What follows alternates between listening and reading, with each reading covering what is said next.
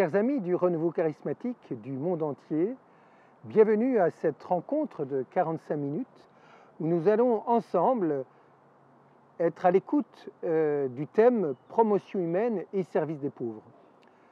Nous allons entendre l'appel du pape François, celui du cardinal Raniero Cantalamessa, qui est l'assistant ecclésiastique de Caris, et aussi de Monseigneur Zani, qui est le secrétaire de la Congrégation pour l'éducation catholique.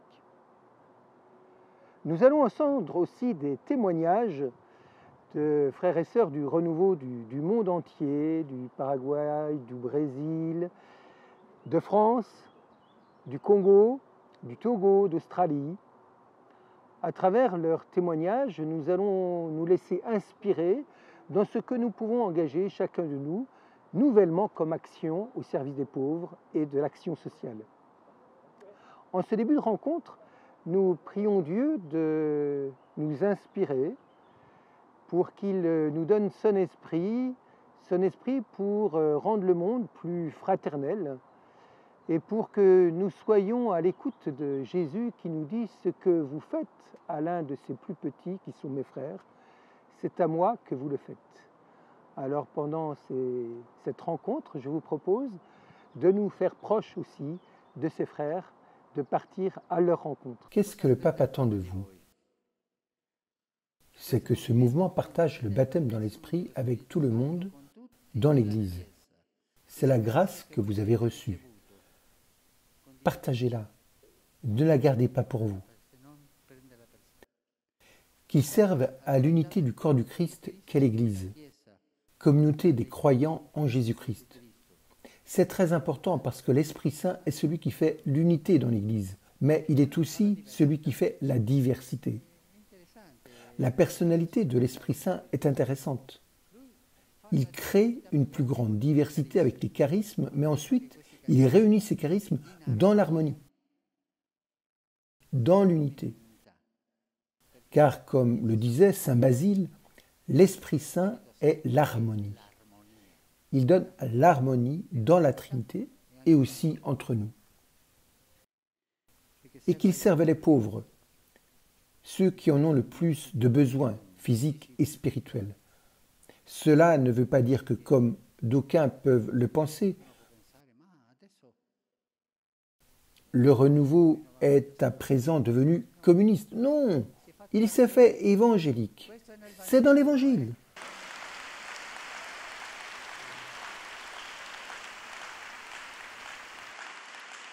Ces trois choses, baptême dans l'Esprit Saint, unité du corps du Christ et service des pauvres, sont le témoignage nécessaire pour l'évangélisation du monde à laquelle nous sommes tous appelés par notre baptême. Évangélisation qui n'est pas prosélytisme, mais principalement témoignage. Témoignage d'amour. Regardez comme ils s'aiment. Dès ses débuts, dans les années 70, le renouveau charismatique s'est engagé pour se faire proche des pauvres, c'est-à-dire ceux qui ont le plus de besoins matériels et spirituels. On en a un témoignage vibrant à travers l'évêque de Recife, Don Helder Camara, qui a écrit avec le cardinal Suenens un ouvrage qui s'intitule « Renouveau dans l'esprit et service de l'homme ». Ce livre est un document très important. Il est une boussole pour les charismatiques, nous dit le pape François. Don Helder Camara encourageait déjà tous ses frères et sœurs du renouveau charismatique à prier et aussi à travailler avec tous ceux qui s'emploient à créer un monde plus humain, plus juste, un monde plus fraternel. Depuis 50 ans, eh bien, ce sont des millions de personnes qui tous les jours répondent à cet appel concrètement à travers des organisations mobilisées pour le service des pauvres et le renouveau charismatique s'y emploie ainsi que d'autres organisations inspirées par l'esprit. Ils sont des exemples qui peuvent nous inspirer aujourd'hui et nous mobiliser pour l'action sociale. Il est temps en revanche de redonner la parole aux pauvres parce que leurs demandes sont restées trop longtemps sans être écoutées. Il est temps d'ouvrir les yeux pour constater l'état d'inégalité dans lequel vivent tant de familles. Il est temps de se retrousser les manches pour restaurer la dignité en créant des emplois. Il est temps de recommencer à se scandaliser devant la réalité des enfants souffrant de la faim, réduits en esclavage, ballottés sur les eaux en proie au naufrage, victimes innocentes de toutes sortes de violences. Il est temps que cesse la violence à l'égard des femmes et qu'elles soient respectées et non traitées comme une monnaie d'échange. Il est temps de briser le cercle de l'indifférence pour redécouvrir la beauté de la rencontre et du dialogue. Il est temps de se rencontrer. C'est le moment de la rencontre. Si l'humanité, si nous, les hommes et les femmes, n'apprenons pas à nous rencontrer, nous allons vers une fin très triste. Merci aux pauvres qui ouvrent leur cœur pour nous donner leur richesse et guérir nos cœurs blessés. Merci pour ce courage. Plusieurs initiatives sociales nées au sein du renouveau charismatique touchent les personnes de la rue. C'est le cas de la communauté Tongamie, fondée en Corée du Sud et présente au Paraguay. Elle nous raconte l'histoire d'Hugo. L'histoire d'Hugo. Un jour, on a été informé qu'un homme avait été abandonné. Il a été trouvé dans la salle de bain. Il vivait seul depuis longtemps. Son nom était Hugo. Il avait des difficultés à respirer. Il a été amené à l'hôpital. Il était en état de choc post-Covid. Ses orteils étaient nécrosés. 3 semaines plus tard, il est venu chez nous. Hugo, père a un fils qui a refusé son père parce que Hugo avait abandonné sa famille il y a longtemps. Hugo a un ami aveugle, Portirio. Lui aussi avait été abandonné auparavant. Portirio a prié pour Hugo. Hugo a été réconforté par la prière. Hugo a demandé à Portirio de prier pour lui. Tous les jours, ils ont prié. Hugo a commencé à changer. La messe du dimanche pour communier, Hugo s'est confessé. Il croyait que Dieu lui pardonnerait ses péchés. Son visage a changé. Maintenant, il sourit. Un jour, on a retrouvé un sans-abri. Nous avons parlé avec lui. Nous l'avons emmené chez nous. Il est arrivé à la maison. Toutes les choses ne lui étaient pas familières. Ce n'était pas facile de s'adapter. À ce moment-là, Hugo l'a aidé. Hugo est devenu son ami. L'anniversaire d'Hugo, nous l'avons fêté.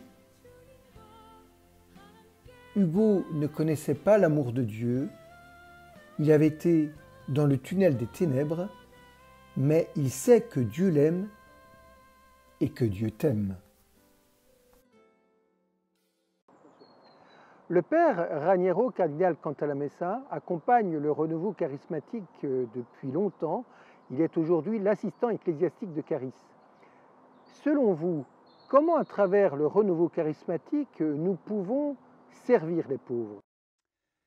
Chers frères et sœurs qui cherchaient à amener le courant de grâce du renouveau charismatique dans le domaine de la promotion sociale, paix à vous et grâce de notre Seigneur Jésus-Christ. Je commencerai immédiatement par la question que vous vous posez tous. Comment traduire en pratique et donner un contenu réel à l'option préférentielle pour les pauvres que l'Église a fait sienne au Concile Vatican II et que notre Saint-Père François a mise en œuvre et recommandée de manière exemplaire. Par pauvres, nous n'entendons pas seulement ceux qui manquent de ressources matérielles, mais aussi ceux qui manquent de santé, de travail, d'éducation, de liberté. Ils n'ont pas besoin de nos bons sentiments, mais de fait. Les bons sentiments seuls ne serviraient qu'à apaiser notre mauvaise conscience. Ce que nous devons faire concrètement pour les pauvres peut se résumer en 3 mots: les aimer, les aider, les évangéliser. D'abord donc,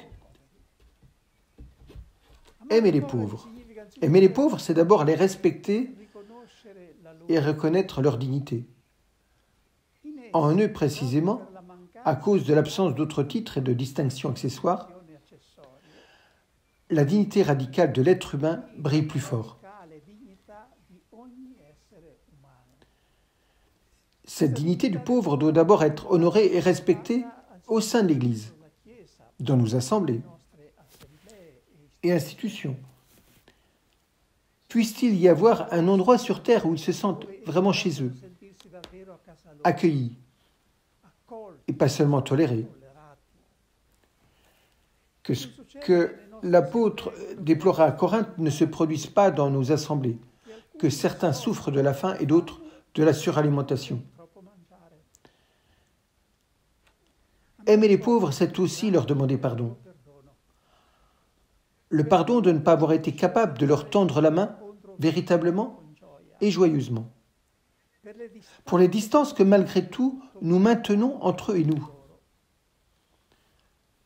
Le pardon de vivre avec une indignation réflexe et passive face à l'injustice. De la démagogie à leur égard. De la parole à chacun, tentant ainsi de légitimer notre vie tranquille. De toujours exiger la certitude mathématique de ne pas être trompé afin de faire le moindre geste envers eux. De ne pas reconnaître en eux le tabernacle vivant du Christ, pauvre et méprisé. De ne pas être des leurs. Merci Père Raniero pour votre éclairage. Nous servons les pauvres en leur tendant la main de manière sincère et joyeuse, en reconnaissant en eux le tabernacle vivant du Christ pauvre et méprisé. Dani, médecin et bénévole pour la communauté Shalom au Brésil, raconte une telle rencontre avec des enfants déshérités.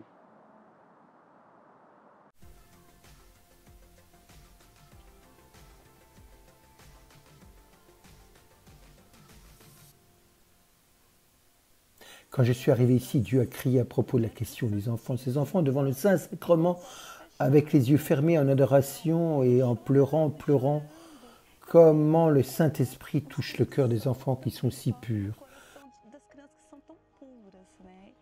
Ces enfants, dans leur pureté, dans leur simplicité, ont une expérience de prière si profonde que je dis combien je suis petite comparée à ces enfants. Je suis venu ici avec mon diplôme de docteur pour enseigner quelque chose, mais en fait, j'ai seulement vu qu'ils m'ont beaucoup appris. Un jour, nous sommes allés dans les maisons et je suis tombé sur un garçon qui avait une microcénose, qui ne parle pas, qui ne marche pas, qui n'est pas à l'école, qui n'a aucun stimulus. Et cet enfant a souri, pas tant à ma vue, car il a aussi une basse vision, mais à ma voix. Il ne me connaissait pas, mais quand j'ai dit son nom, il a ri, il a joué. Alors, c'était Dieu qui parlait. Ce moment a été très fort. Je suis venu ici pour enseigner beaucoup de choses. La Dani qui revient est une Dani qui comprend que la simplicité est essentielle. Je n'ai pas besoin de beaucoup pour être heureuse. Où que Dieu veuille me conduire, j'irai. On peut affirmer que l'engagement pour les pauvres n'est pas consécutif, mais constitutif de la foi chrétienne. Suffisamment de textes dans l'Évangile en témoignent. Pensons au chapitre 25 dans l'Évangile de Matthieu, où l'on parle du jugement dernier. Le seul critère est l'amour. L'amour en particulier pour le pauvre dans la capacité de s'approcher, de se faire proche de lui. C'est aussi l'histoire du bon samaritain dans l'Évangile de Luc, où Jésus nous parle de la miséricorde de Dieu. Le pape François commente abondamment ce texte dans Fratelli Tutti et il y revient lors de la 5e journée des pauvres, le 14 novembre dernier, à travers le triptyque proximité, compassion, tendresse avec les pauvres. Le soleil de leur vie est souvent assombri par la solitude. La lune de leurs espérances s'est ternie et les étoiles de leurs rêves sont tombées dans le noir. Leur vie a été ébranlée. Tout cela à cause de la pauvreté à laquelle ils sont souvent contraints, victimes de l'injustice et de l'inégalité d'une société qui les jette sans les voir, les abandonne sans scrupule à leur sort. Et aujourd'hui, c'est comme si l'Église disait « Arrête-toi » et sème l'espérance au milieu de la pauvreté. Approche-toi des pauvres et sème l'espérance. L'espérance pour cette personne, ton espérance et l'espérance de l'Église. C'est ce qui nous est demandé, être au milieu des ruines du monde quotidien, des bâtisseurs infatigables d'espérance. Être la lumière quand le soleil s'assombrit, être des témoins aimants de la compassion au milieu du désintérêt généralisé, être une présence attentive au milieu de l'indifférence croissante. Témoins de la compassion. Nous ne serons jamais capables de faire le bien autrement qu'en faisant preuve de compassion. Tout au plus, nous ferons de bonnes choses, mais elles ne touchent pas la voie chrétienne parce qu'elles ne touchent pas le cœur. Ce qui touche le cœur, c'est la compassion. Nous nous approchons, nous ressentons de la compassion et nous accomplissons des œuvres de tendre amour. C'est la manière de faire de Dieu. Proximité, compassion et tendresse, c'est ce qui nous est demandé aujourd'hui. Frères et sœurs, apportons ce regard d'espérance à notre monde. Portons-le avec tendresse aux pauvres, avec proximité, avec compassion, sans les juger, car nous serons jugés.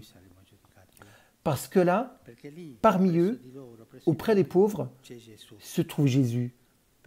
Parce que là, en eux, se trouve Jésus qui nous attend. Les pauvres trouvent les mots simples et tendres pour parler de l'amour de Dieu. Haussmann fait partie des personnes qui ont vécu l'exil et qui sont accueillies en France à l'Ermitage à Versailles. En plus d'avoir une adresse et un toit, la communauté Fondation les accompagne dans leur démarche de demande d'asile et pour défendre leurs droits.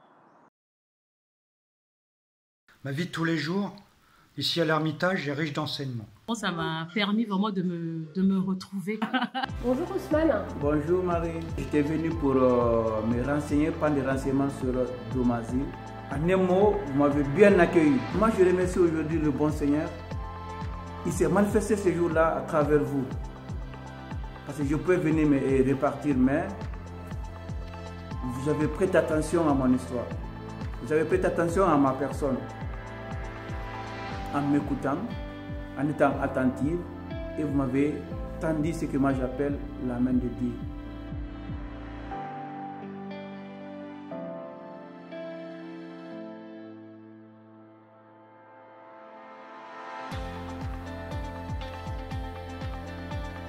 Aider les pauvres.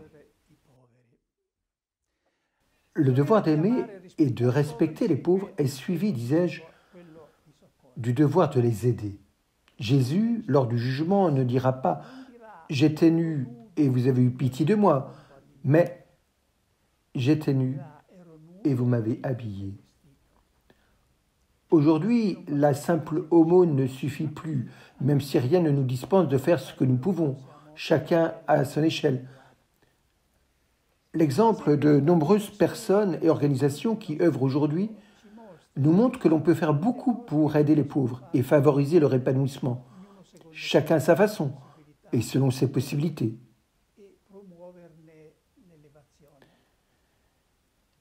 Certains peuvent être appelés à utiliser leurs ressources culturelles, leurs compétences commerciales ou encore leur prestige ou leur pouvoir politique pour aider les pauvres.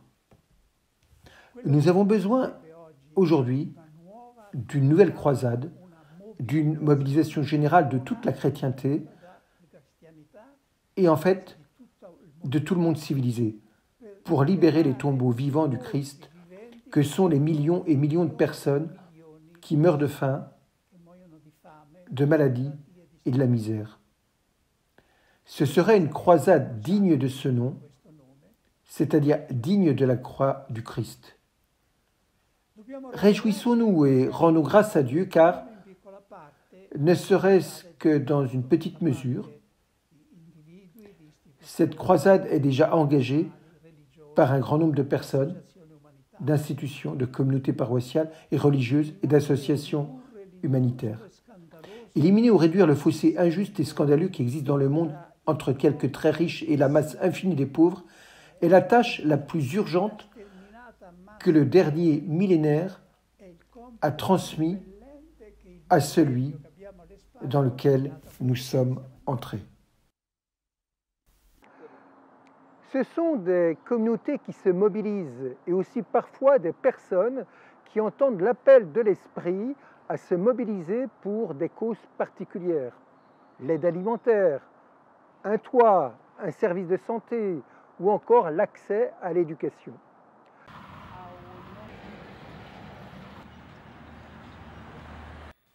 La communauté Holy Trinity est une communauté charismatique catholique située à 7 km de la ville de Masaka.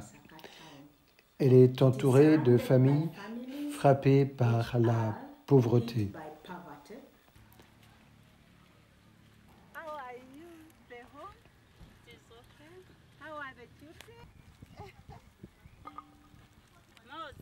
La plupart d'entre elles vivent en dessous du seuil de pauvreté. L'objectif de la communauté est de guérir les souffrances humaines. Aussi, la communauté dispose-t-elle d'un programme de proximité qui soutient les enfants et leur éducation comme moyen de lutter contre la pauvreté. Merci à la communauté Holy Trinity. Nous soutenons les enfants en payant les frais de scolarité, en leur fournissant du matériel scolaire, des uniformes, des chaussures et en assurant leur développement spirituel. Pascal et Alain nous disent comment ils ont entendu l'appel à venir au secours d'un village dans le sud de l'Inde en créant l'association DIA. Cette association vise l'éducation des enfants pauvres et aussi à prendre soin de leur santé grâce à un réseau international de médecins qui les accompagnent tous les ans pour un suivi médical. Cet appui s'est démultiplié pendant la pandémie du Covid-19. Dans notre paroisse, il y avait un jeune prêtre indien qui venait faire ses études aux missions étrangères de Paris. Et nous sommes devenus très très proches de lui, nous sommes devenus amis. Et un jour, il nous a dit, eh bien, nous allons faire un pèlerinage en Inde. Donc il nous a emmenés en Inde sur les différents sanctuaires. Et puis, à l'occasion de ce pèlerinage, il nous a emmenés dans son village. Il avait envie de nous présenter tout simplement ses parents. Mais moi, j'ai eu un choc émotionnel, quelque chose de très fort dans le cœur. Eh bien, c'était une évidence, ça a été un appel très fort. Et on s'est dit, si on fait quelque chose, ça sera là. Alors, l'association aide les enfants pauvres à acquérir une éducation suffisante pour entrer au lycée. Nous estimons que nous sommes au service de ces personnes. Et nous agissons vraiment par amour pour ces personnes. Et on est persuadés que le Seigneur nous les a confiées. On se sent chrétien engagé sur le terrain. Et ça développe d'autant plus cette espèce de dialogue singulier avec le Seigneur. On reconnaît sa présence à toutes les facilités qui nous ont été données pour que cette opération réussisse. C'est à Rajagopalapuri, dans ce village du sud de l'Inde, que l'association DIA, créée par Pascal et Alain, a construit une école solidaire en 2014. Depuis, elle y accueille chaque jour une 60aine d'enfants issus des milieux les plus pauvres. L'action sociale qui est engagée par le renouveau charismatique bénéficie souvent de partenariats avec d'autres réalités sociales ou ecclésiales, comme on vient de le voir avec DIA en Inde. C'est le cas aussi de l'association Via Pacis, originaire d'Italie, qui collabore avec les sœurs franciscaines au Congo-Brazzaville, en bordure de la forêt équatoriale, auprès de populations qui manquent des ressources les plus élémentaires. L'association Via Pacis du renouveau charismatique catholique, en collaboration avec les sœurs franciscaines, travaille depuis des années au Congo-Brazzaville pour aider les plus pauvres dans la région de Sembé, à la lisière de la forêt équatoriale. Il s'agit d'un territoire très pauvre qui manque même des produits de première nécessité. Nous avons accordé une attention particulière aux malades et aux enfants. La plus grande urgence est de permettre l'accès à l'école aux jeunes et aux enfants, surtout les plus marginalisés, les pygmées. C'est pour cette raison que des écoles ont été construites. L'éducation a un rôle primordial pour un meilleur avenir, tant sur le plan personnel que social, et aussi parce que cela a créé la possibilité pour les deux tribus qui ont toujours été en conflit, les Pygmées et les Bantous, de se rencontrer et de s'intégrer. C'est grâce à l'école que cette nouvelle génération peut rêver d'une coexistence fraternelle. Le service, c'est aussi notre travail. Il fait fructifier nos talents et donne un sens à notre vie. Ceux qui ne vivent pas pour servir ne servent pas à grand-chose dans cette vie.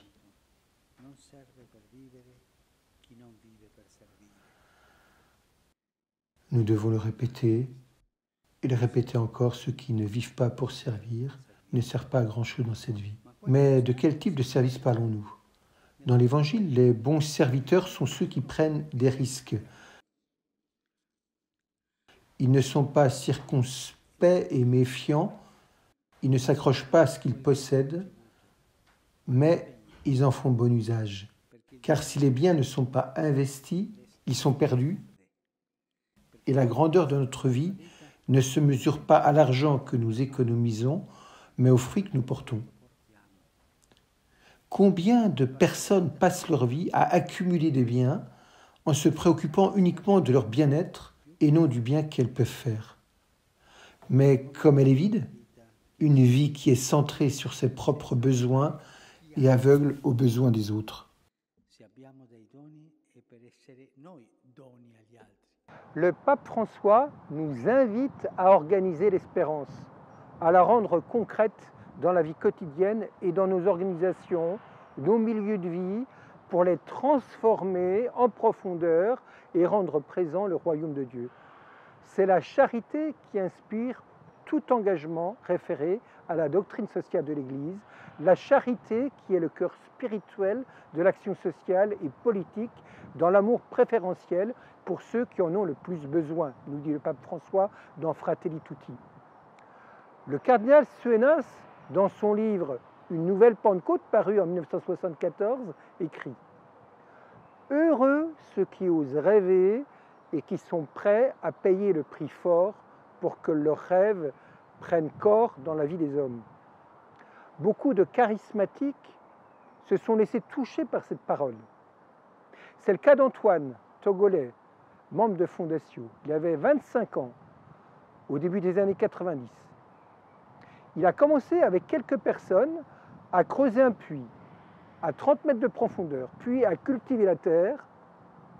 Des gens l'ont rejoint, puis tout un village qui a voulu offrir des conditions de vie transformées grâce à ce puits, grâce à l'eau qui a permis l'agriculture, puis à la construction d'une église et d'écoles. Aujourd'hui, c'est devenu Sichem, une ferme pilote près de Lomé, le rêve d'Antoine, partagé avec d'autres Africains a pris corps. En 2022, 40 000 habitants répartis sur 3 cantons bénéficient du travail réalisé par Sichem, dont plus de 10 000 jeunes qui sont accueillis dans l'un des établissements scolaires créés à l'initiative de Sichem ou appuyés par celui-ci. Une centaine d'écoles primaires, 15 collèges, 5 lycées et un centre de formation agro-pastorale. Sichem est devenu en Afrique un centre de référence dans le secteur de l'entrepreneuriat social en milieu rural. Mais l'aventure ne s'arrête pas là. Dans la foi, suivre l'esprit invite toujours à aller plus loin. Premièrement, toutes les réalités qui fleurissent sont celles pour qui des personnes donnent leur vie, sans forcément se perdre. Mais en se donnant, on reçoit plus que l'on donne. Le monde actuel nous fait croire que c'est en se préservant qu'on vit.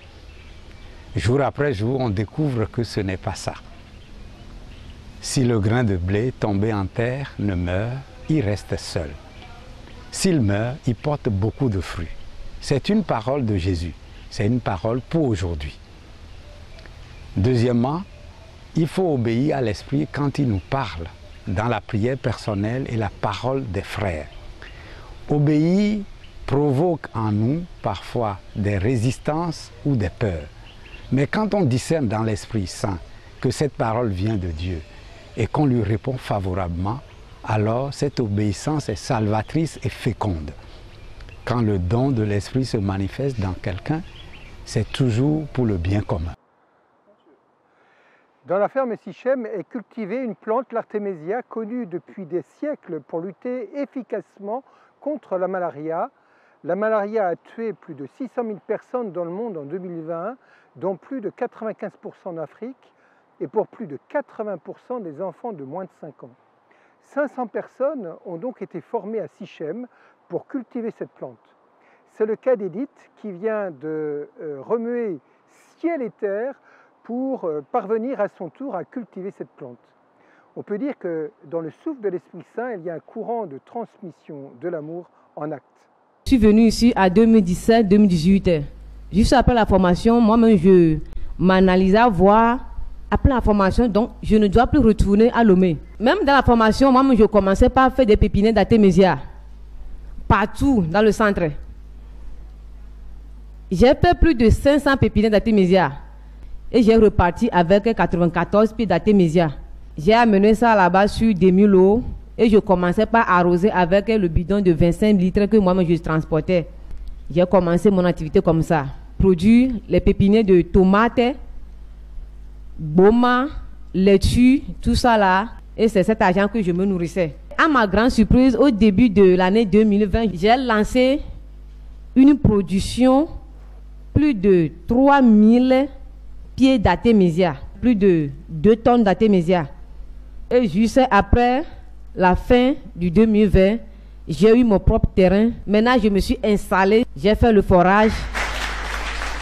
Entreprendre en Afrique à partir de peu de moyens, c'est possible. Moi, je dis, les jeunes qui ont quitté la formation entrepreneuriale agricole ici, qui sont partis avec des plants ou des semences, ont réussi à se prendre en charge. Et cette filière ouvre les yeux sur les possibilités. Ici, sur le centre, on a formé, depuis 2015, au moins 500 personnes à produire de l'artémésia dans tout le pays.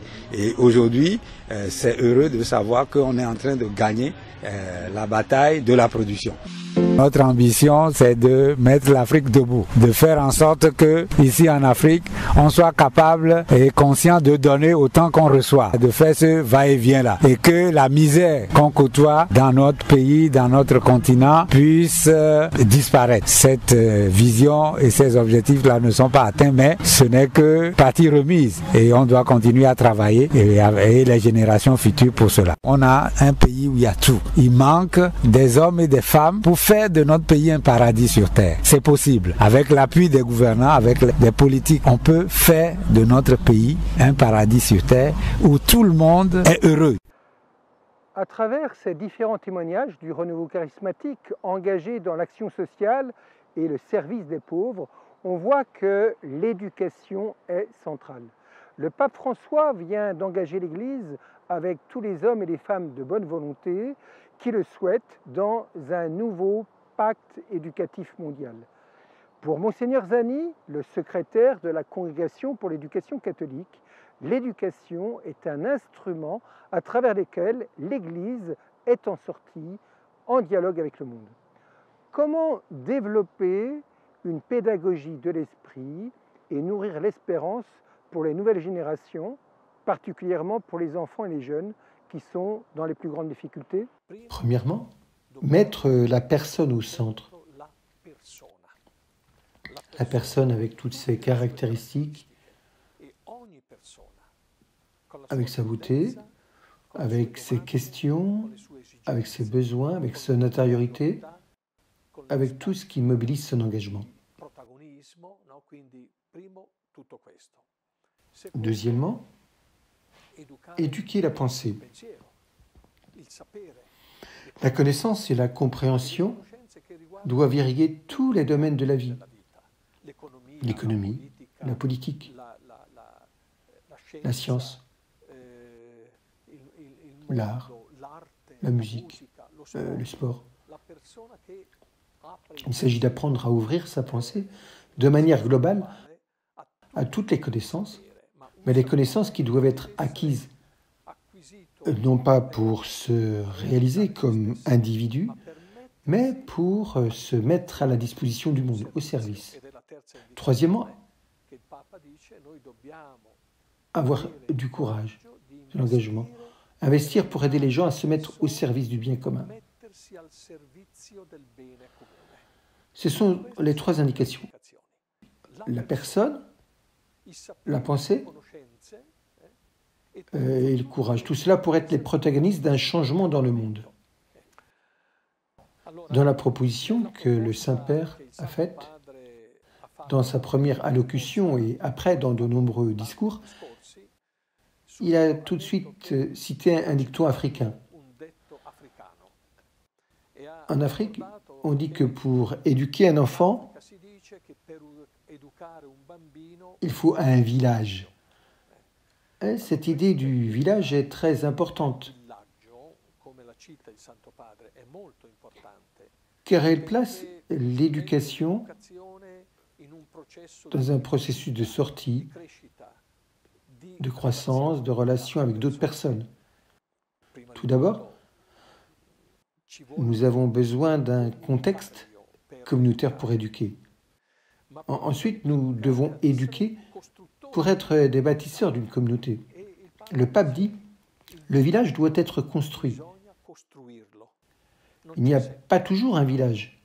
Il y a des personnes morcelées, individuelles, qui n'ont aucune relation les unes avec les autres. Au lieu de cela, ce village doit être construit et surtout, 3 opérations doivent y être réalisées. Premièrement, purifier la mémoire, c'est-à-dire récupérer l'histoire et nous réapproprier notre terre, parce que ce n'est pas toujours une bonne terre. Nous devons purifier la mémoire, nous le voyons ces jours-ci, avec l'Ukraine, la Russie, le djihad. L'histoire doit être renouvelée et doit se poursuivre. Deuxièmement, être attentif aux besoins des autres. Il nous revient de développer une culture de l'altérité de l'autre, de la centralité de l'autre. Non pas du moi, mais de l'autre. Une culture du dialogue, une culture de l'inclusion. Et troisièmement, éduquer à l'espérance. Nous devons nous préparer à transformer le monde d'aujourd'hui afin de le transmettre à ceux qui viendront après nous, meilleurs et transformés. C'est l'éducation à la solidarité. C'est une solidarité avec le passé, c'est une solidarité actuelle avec ceux qui pensent différemment de nous. Et nous devons dialoguer avec la diversité afin de maintenir la diversité ensemble, mais nous devons aussi construire une solidarité pour l'avenir, et c'est donc la nature, l'environnement, etc. Et c'est dans ce sens qu'il faut construire un village éduqué de manière solidaire. C'est une grande responsabilité. Ce mot qui vient du latin respondere signifie porter le fardeau, mais en même temps c'est responsum dare, donner une réponse au défi d'aujourd'hui. Alors oui, l'éducation est une dynamique de croissance et de fécondité. Devant les tragédies du monde, aimer et aider les pauvres dans le souffle de l'esprit, c'est aussi évangéliser les pauvres. Évangéliser les pauvres. Après avoir aimé et aidé les pauvres, évangéliser les pauvres. C'est la mission que Jésus a reconnue comme étant la sienne par excellence et qu'il a confiée à l'Église. Nous qui voulons servir le courant de grâce de l'Esprit Saint, ne devons jamais oublier quelle est la première chose que doit faire le disciple du Christ qui a reçu l'onction de l'Esprit, apporter la bonne nouvelle aux pauvres. Nous ne devons pas laisser notre mauvaise conscience nous conduire à commettre l'énorme injustice de priver de la bonne nouvelle ceux qui en sont les premiers et les plus naturels destinataires. Peut-être en utilisant le proverbe « un ventre affamé n'a pas d'oreille » comme excuse. Jésus a multiplié les pains et en même temps aussi la parole. En effet, il a d'abord administré la parole, parfois pendant 3 jours de suite, puis il s'est aussi préoccupé des pains. Les pauvres ne vivent pas seulement de pain, mais aussi d'espérance et de toute parole qui sort de la bouche de Dieu. Les pauvres ont le droit sacro-saint d'entendre l'Évangile dans son intégralité et non dans une édition réduite, adaptée et pratique. Ils ont également le droit d'entendre la bonne nouvelle d'aujourd'hui. Heureux êtes-vous les pauvres. Oui, bénis en dépit de tout, car une immense possibilité s'ouvre devant vous, une possibilité exclue ou très difficile pour les riches, le royaume, c'est-à-dire la vie éternelle. Dans la joie de l'Évangile, le pape François nous dit que l'Esprit Saint, par ses dons, renouvelle et édifie toute l'Église, qui évangélise aussi par divers charismes. Les charismes donnent l'audace et la créativité tous les jours. Écoutons Robbie qui nous parle de l'engagement de la communauté de l'Emmanuel à Brisbane en Australie. Elle accueille 7 jours sur 7, dans le courant de grâce du renouveau charismatique, tous ceux qui sont dans des besoins matériels et spirituels. Mon nom est Robbie Curtis et je suis directeur de l'Emmanuel City Mission à Brisbane. Nous sommes ouverts 7 jours sur 7 pour les personnes de la région qui font l'expérience d'un changement de leur vie, qu'il s'agisse de personnes sans abri, de personnes sortant de prison, de personnes qui se retrouvent dans des circonstances inattendues et qui ont besoin d'un endroit où venir pour recevoir des services essentiels, de l'hygiène à la nourriture, en passant par du temps pour se sentir accueillis, pour parler, pour cheminer, être encouragé. Et finalement, c'est l'inspiration du pape François pour Caris, c'est le document autour des piliers du renouveau qui nous inspire, offrir le baptême dans l'Esprit Saint, le partager avec la communauté, pour les individus, la communauté locale, l'Église, le monde, comme une famille inspirée pour l'unité chrétienne. Et nous voyons cela ici, nous voyons diverses autres réalités dans le service des soins, venir ici et collaborer avec nous de manière ponctuelle ou permanente, et puis surtout, l'Évangile selon Matthieu 25, les œuvres de miséricorde, les œuvres envers les pauvres et les œuvres pour être un lieu où nous pouvons être incommodés pour le bien des plus favorisés de Dieu. Les petits, ceux qui sont perdus, les malades, les mourants, les prisonniers, les abandonnés, les victimes et même les coupables. Et en réponse au fait d'être cette Église, comme il le dit dans la joie de l'Évangile, une Église meurtrie, sale et blessée, dans la rue, comme un hôpital de campagne pour les malades. Eh bien, sous la direction de cette communauté, nous, la communauté de l'Emmanuel, avons consolidé nos efforts pour que le dimanche soit une journée de communauté au cours de laquelle, de l'homme de la rue aux jeunes professionnels ou à la famille, à des personnes âgées, peu importe qui passe, nous venons ici, nous adorons ici dans la plénitude de la messe catholique, dans la plénitude de l'expression du renouveau charismatique dans notre foi, sans oublier d'offrir un café ou un bol de céréales ou quelque chose à manger à ce moment. En Océanie, en Asie, en Amérique, en Afrique, en Europe, sur tous les continents, nous voyons l'esprit à l'œuvre dans l'action sociale et le service des pauvres, dont le renouveau charismatique a le souci. On l'a vu, des initiatives nombreuses ont fleuri depuis 50 ans. Elles sont encore en développement, d'autres sont à naître. Développons la communion évangélisatrice entre nous, partageons nos expériences, découvrons des possibilités imprévues pour promouvoir le service des pauvres. Merci à chacune et à chacun pour votre participation. Merci à tous ceux qui ont pris la parole aujourd'hui. Merci pour tous les témoignages que nous avons entendus. Tous contribuent à la réalisation de cette rencontre et à sa réussite. Merci au Père Raniero Cantalamessa de conclure par une parole d'envoi dans cette mission et de bénédiction de la part de Dieu. L'évangélisation ne peut se faire aujourd'hui avec les méthodes du passé. Il y a le fait nouveau du dialogue interreligieux qui ne s'oppose pas à l'évangélisation, mais en change les méthodes et le style. François d'Assise, aux frères qui en son temps voulaient aller parmi les Sarrasins, a donné des règles qui peuvent être aussi utiles aujourd'hui quand les musulmans sont venus chez nous. Il a dit qu'il y a deux façons possibles de se comporter selon les circonstances. La première est de ne pas faire de querelle ou de dispute, mais d'être soumis à toute créature humaine en confessant simplement être chrétien. Le deuxième moyen est que lorsqu'ils voient que c'est possible et voulu par Dieu, ils annoncent ouvertement l'évangile de Jésus-Christ. Je termine par les paroles de Jésus adressées à tous ses disciples, mais particulièrement dans notre cas à ceux qui, au sein du renouveau charismatique, travaillent dans le domaine de la promotion sociale. C'est à moi que vous l'avez fait.